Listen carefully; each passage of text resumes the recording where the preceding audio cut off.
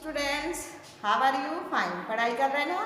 ठीक है। इस कोरोना काल में आपको पढ़ना ही पड़ेगा बेटा, और वो भी ऑनलाइन वीडियो देखने पड़ेंगे। ठीक है। तो हमने पिछले वीडियो में क्या पढ़ा था, पिछली क्लासेस में पढ़ा था शाहजहाँ की अंतिम सांझ। सांझ मतलब शाम। उनकी जो बुजुर्ग हो जाते हैं तो लास्ट में उनके हाथ पैर सब यानी काम करना बंद कर देते हैं, दृष्टि भी बंद कर देती है। तो उनकी शाम कैसी थी ये पढ़ा। तो अब नेक्स्ट है जो आपने रामायण तो सुनी होगी, राम सीता भरत शत्रुघ्न, और सबसे मेन तो हनुमान जी तो सुने ही होंगे आपने। हमारे यहाँ मंदिर भी है, यहाँ पे आपको पता है ना, हमारे स्कूल के पास मंदिर भी है। तो अब राम जी वनवास कैसे गए? अपने मन से थोड़ी गए थे, पता है आपको? देखा है क्या रामायण आपने? राम जी की जो तीन, यानी उनके जो पिता थे दशरथ, उनकी तीन पत्नियां थी, कौशल्या, कैकेयी और सुमित्रा। तीनों उनकी वाइफ थी, मतलब पत्नी थी। फिर कई सालों बाद उनको पुत्र हुए। तो कौशल्या के पुत्र राम थे, और कैकेयी के भरत, और सुमित्रा के शत्रुघ्न और लक्ष्मण हुए। फिर आपको पता ही है कि पुराने ज़माने में क्या होता था, राजा और महाराजा जो भी होते थे उनमें ये था कि राजा की मृत्यु के बाद उसका बड़ा पुत्र ही क्या करेगा, उत्तराधिकारी बनेगा, मतलब वो सिंहासन पर बैठेगा। ये आपको पता है कि नहीं पता है? पता है। फिर अगर कोई कंडीशन ऐसी रहती थी कि अगर कोई बीमार है या वो शासन करने लायक नहीं है, तब फिर उसके बाद छोटा या दूसरा ऐसे नंबर का आता था। लेकिन यहाँ पे तो राम अच्छे थे और वो सिंहासन में बैठे, इसलिए एक दिन ऋषि मुनियों ने कहा कि राम को अब है ना राजा, युवराज घोषित किया जाए और उसको सिंहासन दिया जाए, राज्य दिया जाए। तो जब दशरथ जी ने उसको है ना यानी कि एक घोषणा करनी पड़ती है, तो घोषणा थी कि कुछ दिनों बाद हम उसका राज्याभिषेक करेंगे राम जी का, और आपका जो नेक्स्ट प्रजा को बोला कि आपका जो राजा होगा वो कौन होगा मेरे बाद? राम होगा। तो यहाँ पर कैकेयी का मैंने नाम लिया है ना, जो उनकी दशरथ की सेकेंड वाइफ थी कैकेयी। कैकेयी लेकिन बहुत प्यार करती थी राम को, अपने पुत्र से ज़्यादा राम उनके प्रिय थे। लेकिन उनके साथ एक मंथरा नाम की दासी आई थी, जो वनी मायके से आई थी। शादी में जैसे दहेज मिलता है तो दहेज में आते हैं, उसी तरह समझो दहेज में ही वो आई थी। तो उसने उसके कान भरना शुरू कर दिए कि तुम्हारा पुत्र भी तो है, तुम्हारा पुत्र अच्छा है भरत, तो भरत को क्यों नहीं राज मिलना चाहिए, राम को ही क्यों मिलना चाहिए। उसने कई तरह की ऐसे की। तो एक समय की बात है कि दशरथ जी एक बार लड़ाई करने गए थे, युद्ध करने गए थे, और उनके साथ ये युद्ध कौशल में भी कैकेयी बहुत अच्छी थी। जैसे माई लक्ष्मीबाई का सुना होगा आपने कि बराबर से वो लोग दुश्मनों से लड़ती थी, उसी तरह हमारी कैकेयी जो उनकी राम जी की जो माता थी कैकेयी, वो भी युद्ध में बहुत अच्छी थी। वो युद्ध में उनके साथ गई, और युद्ध के समय एक तीर जो उनकी तरफ आ रहा था दशरथ की तरफ, उन्होंने उसको अपने ऊपर ले लिया और उनकी रक्षा की, उनके प्राण रक्षा की। तभी दशरथ जी ने उनको दो वरदान बोले कि दो वरदान आपको दिए, कभी भी मैं आपको दो वरदान देने की प्रतिज्ञा करती हूँ, तो कभी भी आप कभी भी किसी समय भी वो दो वरदान मुझसे मांग सकती हो। तो उसने याद दिलाया मंथरा ने कि दशरथ जी ने तो दो वरदान भी दिए हैं, तो आप वो भी मांग सकते हो। तो फिर उसने क्या किया, उसके आपके मन में अगर कोई बार बार उस बात को डालता है तो एक बार आप भी सोचने को मजबूर हो जाते थे। इसी तरह उसने बार बार उस कैकेयी को कहा, जिसके कारण उसका मन भी ऐसा हो गया, क्यों नहीं मेरा भरत राज्य यानी राजा बन सकता। फिर एक ऐसा होता था, अगर रानी उदास हो गई या क्रोधित हो गई या रूठ गई, तो एक अलग भवन में, उसको कोप भवन बोलते थे। क्या बोलते थे? कोप भवन। कोप भवन में जाकर उसने गहने वहने सब उतार के नॉर्मल स्त्री की तरह वहाँ पे बैठ गई। अब दशरथ जी आए खुशी से बताने के लिए, तो बोले अरे कैकेयी रानी कहाँ है? तो बोले उधर है। वो वहाँ पे गए तो बोले वो ऐसे लेटी हुई थी, रूठी हुई थी। तो बोले क्यों रूठी हुई है, क्या हुआ बताओ मुझे, तो मैं ऐसे अच्छी नहीं लगती। तो फिर उन्होंने कहा कि मैं आपसे, आपको याद है आपने मुझे दो वरदान देने का वादा किया था। दशरथ जी कहते हैं हाँ क्यों, मैं क्यों नहीं, मैं नहीं भूल सकता, ले लो कभी भी ले लो, आज तो मैं बहुत खुश हूँ। तो उन्होंने दो वरदान मांगे। एक पहला वरदान था कि भारत के लिए राज्य, या ना, भरत मतलब भरत हमारा इधर का राजा होना चाहिए। कहाँ का? अयोध्या का जो अयोध्या नगरी हमारी बन रही ना, अभी आपको पता है वहाँ पे निर्माण हो रहा है, मंदिर का निर्माण हो रहा है, राम जन्म जहाँ हुआ था अयोध्या। तो अयोध्या राज्य मेरे भरत को मिलना चाहिए। तो बोले ठीक है, वो मान गए। लेकिन जब उन्होंने दूसरी रखी कि अगर राम के होते हुए कैसे दे सकते हैं, तो उन्होंने दूसरी जो मांग की, दूसरा वरदान जो मांगा वो ये मांगा कि राम के लिए 14 वर्ष का वनवास मांग रही हूँ, यानी वनों में वो रहेंगे। तो ये सुनते ही उन्होंने, अब वो वरदान तो दिया ही था, उन्होंने प्रतिज्ञा तो दे ही दी थी। तो ये सुनते ही वो बेहोश हो गए और उनका स्वास्थ्य भी बिगड़ गया। और कुछ समय बाद दशरथ जी क्या हो गए? मृत्यु को पा गए। फिर राम जी ने तो वादा किया था, वहाँ पे तो आपने सुना होगा, प्राण जाए पर वचन ना जाए। ये राम के समय पे जो यही कहावत सुनी थी कि प्राण चले जाए पर वचन ना जाए। रघुकुल प्रीति सदा चली आई, प्राण जाए पर वचन ना जाए। रघुकुल की रीति है कि प्राण भले ही चले जाए, लेकिन जो वचन दिया है वो हमारा निभाना ही पड़ेगा। तो ये वचन उस टाइम पे ही ये कहावत चली थी हमारी। तो राम जी चले गए वनवास, उनके साथ उनकी धर्मपत्नी सीता गई और सीता के साथ साथ लक्ष्मण भी गए। तो लक्ष्मण को उन्होंने कहा कुछ दिनों बाद मैं वापस भेज दूंगा, लेकिन वो पूरे 14 वर्ष उनके साथ में ही रहे। फिर जब वो चले गए और इधर दशरथ जी की मृत्यु हो गई, तो रानी केकई को बहुत ज़्यादा पश्चाताप हुआ। तो केकई का अनुपात वही है जो हमारे लेसन का नाम है, केकई का अनुपात, पश्चाताप। इसका मतलब होता है केकई का पश्चाताप हुआ, फिर वो उन्हें लेने के लिए गए। तो ये जो कविता है तो किसने लिखी है? मैथिली शरण गुप्त ने लिखी है। और आप 9th में जाओगे तो एक और रचना मिलेगी उनकी, चांदनी रातें, बहुत अच्छी है। तो यहाँ पर राम यानी मैथिली शरण गुप्त ने लिखा है और केकई का अनुपात उन्हें पश्चाताप हुआ। तो ये वापस कहाँ गए? राम जी को लेने गए। सबको गए थे, भरत शत्रुघ्न तीनों माताएं गई थी, उनके प्रजा गए थे कि आप वापस चलो। तो ये सब कविताओं में हमें दिया है। तो देखो यहाँ पे लिखा है, रामचरितमानस की कथा सर्वविदित है। राम जैसे आज्ञाकारी पुत्र को भी वन में 14 वर्ष काटने पड़े। 14 वर्ष, वह भी सौतेली माँ केकई के कारण। इस कथा के आधार पर केकई एक उपेक्षित पात्र बन गई है। उपेक्षित मतलब बुरी पात्र बन गई है। राष्ट्रकवि मैथिली शरण गुप्त ने केकई की इस धूमिल छवि को इस कविता के माध्यम से एक नवीन रूप में प्रस्तुत किया है। और उन्होंने उनकी जो केकई, हम उनका नाम सुनते हैं तो सोचते हैं कि ये कितनी बुरी माता है, कैसे ऐसा भी कोई कर सकता है कि अपने पुत्र के साथ। तो ये जो उनकी हमारी जो मस्तिष्क में एक उनका इमेज बनी है, तो वो इमेज को हटाने के लिए मैथिली शरण गुप्त ने यहाँ पे ये कविता के माध्यम से किया। कवि ने केकई के मातृत्व को उभारते हुए राम द्वारा उन्हें धन्य माँ कहलाकर सम्मानित किया। और उन्हें क्या कहा है? धन्य माँ, मतलब आप धन्य हो। ठीक है, तो हम ये पंक्तियाँ लेंगे। यह सच है तो अब लौट चलो तुम घर को। केकई बोलती है कि यह सच है तो अब लौट चलो तुम घर को, चौके सब सुनकर अटल केकई स्वर को। सब अटल मीन्स क्या होता है? स्थिर। क्या होता है? स्थिर, मतलब एक जगह रुका हुआ। तो यह सच है तो अब लौट चलो तुम घर को, चौके सब सुनकर अटल केकई स्वर को। तो वो कहती है अगर सत्य है, मैं धन्य माँ हूँ, तो राम से बोलती है कि अब तुम लौट चलो। कहाँ? घर को। और सब लोग जो उनके साथ आए थे, तो सब लोग उनके वो शब्द सुनकर क्या हो गए? स्थिर हो गए, एक जगह खड़े रह गए। ठीक है, फिर है सबने रानी की ओर अचानक देखा। और सब एकदम से जो लोग आए थे, सबने अचानक रानी की तरफ देखा कि ये रानी क्या बोल रही है। पहले तो 14 वर्ष का वनवास मांग लिया और अभी कहती है घर चलो। वैधव तुषार व्रतायत विधु लेखा। वैधव मतलब होता है विधवा,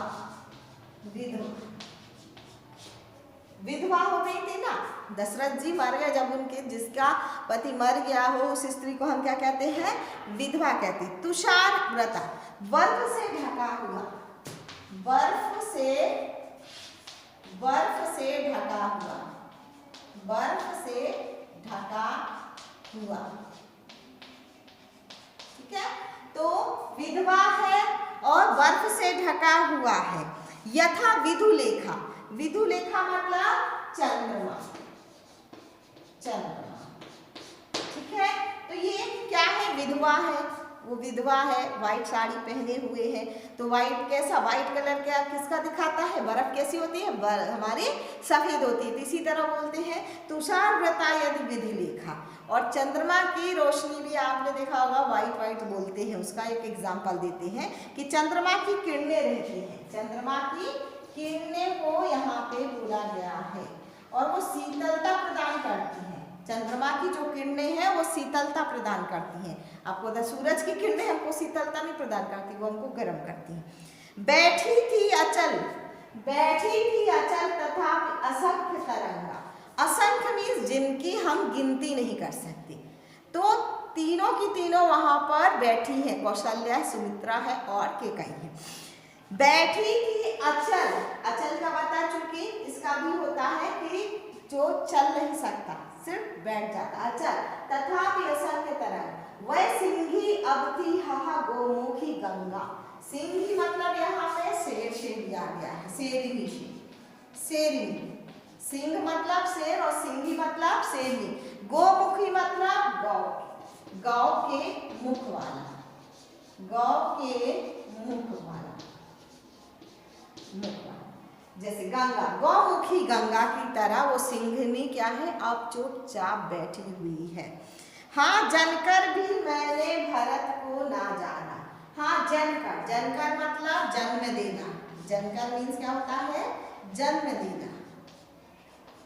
कि मैंने आपको बताया ना केकई के पुत्र भरत थे, तो वो बोलती है मैंने भरत को, यह जानकर भी, हाँ मैंने उसको भरत को पैदा करने के बाद भी मैंने भरत को नहीं जाना, क्योंकि उसने कहा था, जब वो उसको नहीं पता था, वो अपने ननिहाल में थे, नाना के घर थे, जब लौट के आए तो पता चला कि ऐसा हो गया, भैया 14 वर्ष के वनवास को चलेगा और मेरी माँ ने ऐसा मांगा है कि मेरे लिए राज्य मांगा है। तो वो बहुत गुस्सा हुए और उनको बहुत बुरी बुरी बातें सुनाई थी कि कई माँ को, बोली तुम मेरी माता नहीं हो, कुमाता हो तुम, क्योंकि जब मैं भाइयों में हम लोग अपने यानी वो नहीं करते, ईर्ष्या नहीं करते, द्वेष नहीं करते, तो आपने कैसे किया, और आप तो मुझसे ज़्यादा राम को मानती थी, फिर भी आपने ऐसा किया।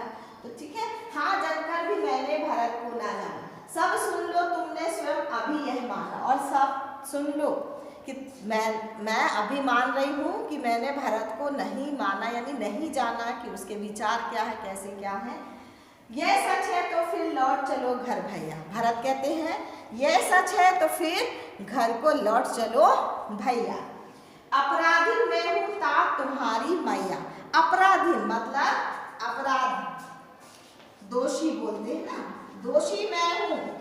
और तात मतलब पिता, यहाँ पे तात मतलब पिता, तुम्हारे पिता की मैं क्या हूँ, दोषी हूँ, तुम्हारी मैया, क्योंकि उनके कारण ही दशरथ की मृत्यु हुई। यह सच है, ठीक है। अपराधी में हूँ तात तुम्हारी मैं। दुर्बलता का चिन्ह है विशेष शपथ है। दुर्बलता का चिन्ह है विशेष शपथ। शपथ मीन्स क्या होती है, प्रतिज्ञा। दुर्बलता मतलब कमजोरी होती है, कमजोरी है, कमजोरी का ही यह चिन्ह है हमारा। किसी को भी प्रतिज्ञा बिना यानी सोचे समझे हमें वरदान नहीं देना चाहिए, क्योंकि अगर हम वरदान देते हैं तो नुकसान भी हमारा होता है। जैसे एक बार शिव भगवान ने तपस्या, राक्षस बहुत तपस्या करते थे उनकी, तो एक राक्षस ने तपस्या की और शिव जी से मांगा कि मैं जिसको भी चाहूँ छू दूँ, ऐसा छू दूँ सिर पे ऐसे रख के, वो भस्म हो जाए। भस्मासुर नाम पड़ा था उसका, आपने भी सुना होगा। वो जिस चीज को ऐसे छू देता वो भस्म हो जाता। तो उसने ऐसा वरदान मांगा किससे, शंकर भगवान से, हमारे महादेव भगवान से। तो भगवान ने भी उनको तथास्तु कह दिया, वरदान दे दिया। और जहाँ वरदान दिया तो तुरंत उस राक्षस ने तुरंत शंकर भगवान के ऊपर रखने की कोशिश की कि मैं इनको ऊपर रखूँ और वो भस्म हो जाए। तो जहाँ उन्होंने देखा कि मेरी तरफ आ रहे तो शंकर भगवान भाग लिए वहाँ से। तो इसीलिए कहते कि वो जो उन्होंने वरदान दिया वही उन पे श्रापित हो रहा था। तो ऐसा नहीं करना, सोच समझ कर ही कसम और प्रतिज्ञा दे दी जाए, ठीक है। दुर्बलता का ही चिन्ह विशेष है शपथ है, ये जो प्रतिज्ञा है दुर्बलता का चिन्ह है, कमजोरी का। पर अबला जन प्रेमी पथ मीन्स रास्ता। अगला जन मतलब स्त्रियों से लिया गया है, स्त्रियों से, कि जो स्त्रियां सोचती हैं हम कमजोर हैं, तो अबला जन के लिए कौन सा रास्ता है ऐसा। यदि मैं उकसाई गई भरत से हो, उकसाई मतलब उकसाना, जैसे मैंने आपको बताया ना मंत्रा उकसाना, रोज उकसाती थी भरत के लिए, तुम भरत के लिए राज्य मांगो, ऐसा है वैसा है, भरत अच्छा है, आप तो रानी राजा दशरथ की प्रिय रानी हो, इस तरह की बातें उकसाई। तो यदि मैं उकसाई गई भरत से हूँ तो पति समान ही स्वयं पुत्र भी खो। तो उसी तरह कहती है कि मैं पति के समान, मतलब मैंने अपना पति तो खो दिया है और मैं अपना पुत्र भी खो दूं। खो मतलब खो देना, खो मतलब क्या होता है, खो देना। तो उसी तरह मैं अपना पुत्र भी खो दूं। ठहरो मत रोको मुझे, ठहरो मत मतलब रुको, ठहरो मीन्स क्या होता है, रुकना, रुकना, रुको मत, ठहरो, रुको मत, रोको मुझे, कहूं तो सुन लो, रुकना और सुन लो। ठहरो मत और रोको भी मुझे, कहूं तो सुन लो और जो मैं कहती हूँ आप सुन लो। पाओ यदि उसमें सार, उसे सब चुन लो। और पाओ यदि उसमें सार, सार मतलब होता है जो उसका हम कहते हैं पूरा जो सीख मिलती है, शिक्षा मिलती है, शिक्षा मिलती है। तो यदि पाओ यदि उसमें सार, उसे सब चुन लो और सब लोग उसको चुन लो, मतलब अगर वो भरत अच्छा है तो आप चुन लो, राम है तो आप चुन लो। लेकिन यहाँ पे राम ही अच्छे थे, क्योंकि भरत आपको पता है जितने वर्ष 14 वर्ष भगवान राम वनवास में रहे, वैसे ही, क्योंकि वनवासी कैसे होते हैं, साधारण जीवन जीते, अपने हाथों से खाना बनाते हैं, अपने हाथों से सब कुछ करते हैं, उसी तरह यहाँ पे अयोध्या में भरत भी अलग से कुटी बनाकर सेम वैसे वनवासी की तरह पूरे 14 वर्ष रहे, राज्य किया उन्होंने। लेकिन उनके पाँव के जो चप्पलें, अभी अब हम बोलते हैं ना, पहले क्या बोलते थे, खड़ाऊ बोलते थे, खड़ाऊ, तो वो खड़ाऊ लेके गए थे चित्रकूट में, नाम सुना होगा, जब राम जी जा रहे थे वनवास को, तो यहाँ पे जो ये सब चीजें हो रही ना, ये चित्रकूट में हो रही हैं। एक पहाड़ है, वहां पर रुके थे राम जी और पता चला, तो ये लोग भी पीछे से गए, तो सारी माताएं थी, भरत था, शत्रुघ्न थे, प्रजा थे और कुछ लोग थे, तो सारे वहीं पे मिला। तो वो चित्रकूट धाम के नाम से प्रसिद्ध है और वहाँ पे राम भरत मिलाप का बोलते हैं कि यहाँ राम भरत मिलाप हुआ था। तो वहीं पर उन्होंने कहा कि मैं भी आपके साथ वनवास जाता हूँ। तो राम जी बोलते हैं कि तुम भी वनवास चले जाओगे तो प्रजा की रक्षा कौन करेगा, वो पूरा राज्य कौन देखेगा, वो भी तो हमारे पुत्र समान है प्रजा, क्योंकि राजा के लिए प्रजा क्या होती है, पुत्र के समान होती है। तो उन्होंने क्या कहा कि ठीक है मैं करूँगा, लेकिन मैं सिंहासन पर नहीं बैठूंगा, आप मुझे अपने चरण कमल दे दो, मतलब खड़ाऊ दे दो, चप्पले दे दो। वो चप्पले लेके आए, उन्होंने वो सिंहासन में रखा और 14 वर्ष तक वो सिंहासन में उनकी चप्पलें रखी रही राम जी की, और वो वनवासी की तरह ही अलग से कुटी बनाकर भरत राज्य करती रहे। जब राम लौटे, कब 14 वर्ष बाद जब भगवान लौटे, राम लौटे, तब फिर वो भी, उन्होंने भी वैसे ही फिर वेशभूषा धारण की जैसे राम ने, और राम को उनका राज्य सौंप दिया। ठीक है, तो पाओ यदि सार उसमें तो सब चुन लो। अब यहाँ तक हम लेते हैं और इसके बाद हम क्वेश्चन आंसर कुछ होमवर्क देती हूँ आपको, जो मैंने अभी आपको समझाया उसी में से आपको प्रश्न देती हूँ।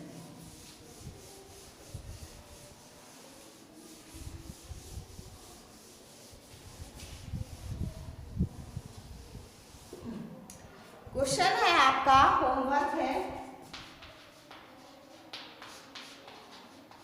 इस कविता में